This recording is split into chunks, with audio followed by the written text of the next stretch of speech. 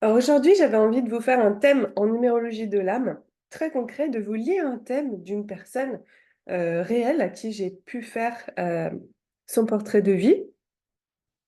Bien sûr, je ne vais pas divulguer son nom, mais ça va vous donner une idée de qu'est-ce qu'on peut sortir d'un portrait en numérologie de l'âme en tant que praticien.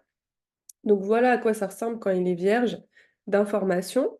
Et donc, on va remplir un petit peu tout ça avec les prénoms de l'état civil de la personne, donc tous les prénoms, nom de famille, jour, mois et année de naissance. On va faire les calculs et ensuite on va pouvoir expliquer à la fois, donc ce qui ressort en plus gros, le but c'est de ressortir quelque chose de fort qui caractérise la personne et sa vie.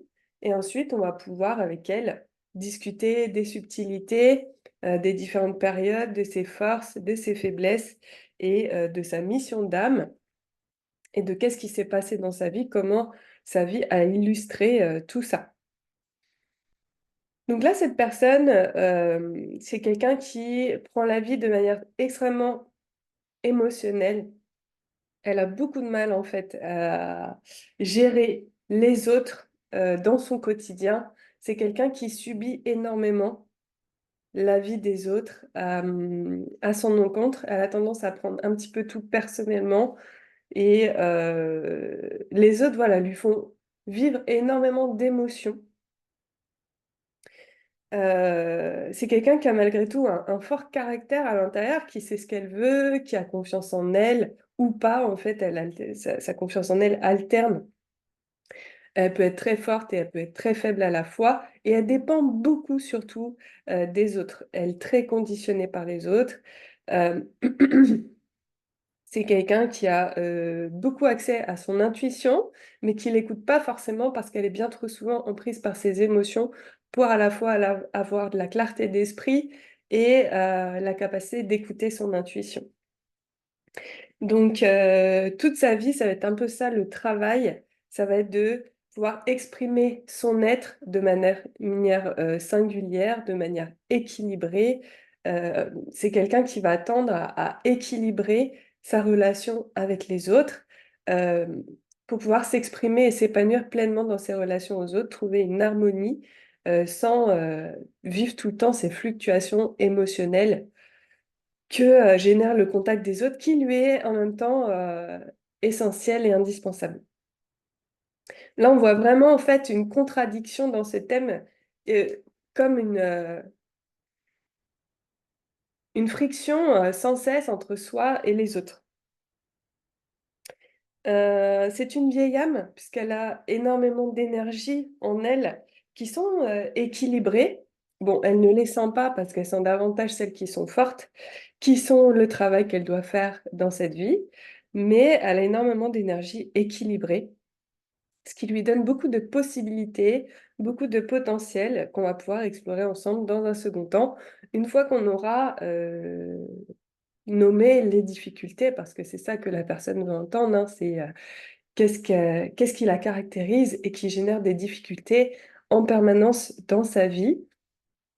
On voit qu'à sa naissance, elle a été déjà soumise à une incompréhension de son être véritable. Donc dans son enfance, on n'a pas compris tout simplement qui elle était. C'est toujours elle par rapport aux autres, hein. Donc on n'a pas compris qui elle était, elle a pu en souffrir et en même temps, c'est ce qui lui a permis de sortir de cette situation et de un peu plus développer l'harmonie avec les autres, l'idéal, la famille, l'amour inconditionnel. Euh, donc après, on a détaillé bien sûr la vie de la personne et son avis sur les choses, mais j'ai pu lui préciser que à la fois ses forces intenses, qu'est-ce qu'elle a en elle et pourquoi elle n'arrive pas à exprimer ses forces et ses possibilités, ses particularités, ses potentiels. Je lui ai expliqué son fonctionnement dans sa perception du monde. Donc j'ai dit donc très émotive. Donc quand l'émotion est là, elle a beaucoup de mal à trouver une solution logique, à trouver un raisonnement logique. Elle est emprise par les émotions et du coup ça la perturbe complètement. Donc une des voies d'accès à sa vérité, c'est de apaiser les émotions pour pouvoir accéder soit à son intuition, soit à son mental. L'intuition qui est particulièrement forte, le mental qui peut l'être aussi, mais il est beaucoup plus faible que ses émotions, donc c'est pas quelque chose qu'elle a l'habitude de faire. Euh, je vais expliquer voilà, qu'est-ce qui comptait particulièrement pour elle, donc sa singularité, sa capacité à s'adapter, à découvrir des nouvelles choses, à sortir de sa zone de confort malgré tout, mais qui peut être vraiment freinée par le regard des autres et par son émotivité. Donc en fait, c'est comme si elle avait à l'intérieur un être très très fort, très puissant, qui a envie de plein de choses, qui sait s'affirmer, qui sait construire, qui sait faire énormément de choses, mais qui est vraiment bloqué par les autres. Ça revient toujours, ça c'est vraiment le truc principal pour elle et qui s'échelonne tout au long de sa vie. Et du coup, elle doit travailler sur elle, sa confiance en elle, sa force, mais beaucoup plus stable, pas justement forcée vis-à-vis des autres, mais une confiance. Et donc, on a exploré ensemble qu'est-ce qui était très fort en elle, mais peut-être faux. Donc, par exemple, le fait que, elle sache très très bien qu'est-ce qui serait idéal pour les autres de faire. Ça se voit dans son thème. Elle a la capacité en fait d'accéder à la vérité absolue. Donc à l'idéal, c'est-à-dire elle voit des gens fonctionner et elle sait qu'est-ce qu'ils devraient faire dans l'idéal et donc elle a tendance à aller leur dire, leur imposer, alors que bah, c'est à eux de faire leur propre chemin en fait. Et c'est d'autant plus frustrant qu'elle, elle n'arrive pas à le faire pour elle-même puisqu'elle est dans l'émotion en permanence qui dépasse tout ça. Et donc, pour établir l'équilibre, l'idée c'est d'aller explorer ses potentiels, voilà, de lui donner confiance sur le fait qu'il y a des choses qu'elle sait et il y a des choses qu'elle a fortes. Et plus elle va s'attarder là-dessus, se concentrer là-dessus et donner confiance et matière à ça plutôt que à la vie des autres ou à l'impact émotionnel qu'ils peuvent avoir sur elle, ben plus elle va pouvoir s'épanouir, aller vers eux de manière saine, sans craindre la tornade émotionnelle. Donc ça amène aussi d'aller explorer sa compréhension des autres, son empathie qu'elle a aussi, hein, et de dédramatiser les choses, de ne pas les prendre personnellement, d'arrêter de les prendre personnellement. Et d'aller trouver dans la relation à l'autre, dans la discussion, dans les échanges physiques aussi, parce que c'est quelqu'un qui adore les choses qui touchent les cinq sens. Donc, elle va adorer peut-être les massages, le sport, la nourriture, les parfums, l'odeur d'une peau, etc. Donc, c'est quelqu'un qui va beaucoup prioriser le langage physique. Donc, elle va pouvoir, grâce au langage physique, peut-être apaiser ses relations aux autres, les comprendre davantage, toujours vivre ses émotions, mais de façon moins destructrice pour elle et de façon beaucoup plus constructive vers son idéal qu'elle a très présent. Et comme ça, tout ça se pose, s'apaise et on a des relations harmonieuses, pleines d'amour, saines, de part et d'autre. Et c'est vraiment l'objectif de cette incarnation pour elle. Alors, c'est sûr qu'au départ, elle n'est pas vraiment aidée, mais personne ne l'est, hein, parce que le but d'un objectif, c'est de pouvoir y travailler avec des choses un petit peu contraires à la base. Donc, c'est pas facile, mais c'est aussi parce que c'est une vieille âme. Du coup, elle a un challenge assez élevé. Euh, Ce n'est pas facile, mais c'est vraiment quelque chose bah, qu'elle a travaillé déjà toute sa vie, parce qu'aujourd'hui, elle est dans le troisième cycle de sa vie. Elle va passer au quatrième. Et du coup, c'est des choses qu'elle a déjà comprises, intégrées, vécues, et que je l'ai incité du coup à comprendre, à apaiser et à aller davantage vers.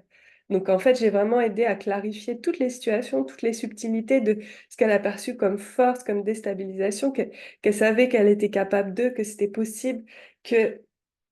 et en même temps, qu'est-ce qui pouvait la déstabiliser et comment désamorcer cette déstabilisation, comment renforcer ce qu'elle devait renforcer de manière équilibrée pour pouvoir désamorcer tout ce qui pouvait la déstabiliser. Voilà. Donc, un thème, ça dure environ 1 heure à 1 heure et quart. Ça suffit. Après, on peut envisager un second rendez-vous pour, s'il y a des questions, 3 semaines plus tard, voilà, le mental, il cogite, etc. Il y a des choses qui se sont passées dans la vie. On peut envisager un coaching de suite pour réexpliquer le thème, sachant qu'un thème, c'est un portrait à la date de naissance de la personne qui va expliquer toute sa vie. Mais à chaque fois qu'on va le relire, on va découvrir des choses différentes et des choses qu'on a besoin d'entendre au moment. Un thème, il peut être retravaillé toute la vie. Et d'autre part, on peut aller étudier le thème des enfants, du conjoint avec son accord, pour pouvoir faire des harmonisations familiales, pour pouvoir faire des compréhensions familiales et apporter voilà, de la compréhension, de la paix dans toutes les relations. L'accueil de l'autre tel qu'il est, la compréhension de ses forces, de ses faiblesses, c'est vraiment ce qu'apporte la numérologie, de l'empathie, de la compréhension, de la tolérance. Chacun en est unique, chacun en a ses difficultés. Et du coup, le fait de les comprendre et de les savoir, bah, ça aide à aborder l'autre d'une autre manière. Voilà, je vous remercie d'avoir visionné jusqu'au bout. Si vous êtes intéressé par la formation praticien en numérologie de l'âme, il y a une session qui va débuter le 8 octobre. Donc, dépêchez-vous de prendre votre place. C'est les niveaux 1 et niveau 2. Ça veut dire que vous aurez un niveau qui concerne la compréhension, le calcul, l'analyse des thèmes en eux-mêmes. Donc là, ça dure 3 à 4 mois, euh, le temps de comprendre et de faire énormément de thèmes auprès de vos proches. Et la seconde partie, le second niveau, concerne la professionnalisation de la pratique, c'est-à-dire devenir praticien. Ça veut dire, ben, à partir d'un thème qu'on a compris, analysé, comment je transmets les informations à la personne de manière professionnelle et de manière personnalisée par rapport à ce que j'ai vu de manière à ne pas la heurter, à lui faire comprendre ce qu'elle a besoin de comprendre au moment T. Voilà. Donc, c'est très passionnant, c'est très challengeant, ça apprend beaucoup sur soi-même, ça apprend beaucoup sur ses proches, mais c'est absolument concret. Moi, j'étais bluffée de la précision des thèmes pour chaque personne. C'est extraordinaire de justesse et ça permet d'apporter beaucoup d'aide et de compréhension aux gens et de déculpabilisation sur ce qu'ils sont, ce qu'ils ont vécu et de mettre tout ça un peu comme voilà, une mission d'incarnation, une mission d'âme et donc de savoir un petit peu aussi où aller dans tout ça. Donc j'espère que ça vous a plu et je vous dis à très bientôt et n'hésitez pas à me contacter sur www.ceciliacaro.com pour voir un petit peu la précision de cette formation ou faire un thème pour vous-même, vous avez possibilité.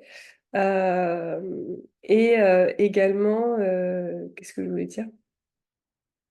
Oui, et sinon, vous pouvez m'envoyer un mail à contact@ceciliacaro.com. Je vous remercie, à très bientôt.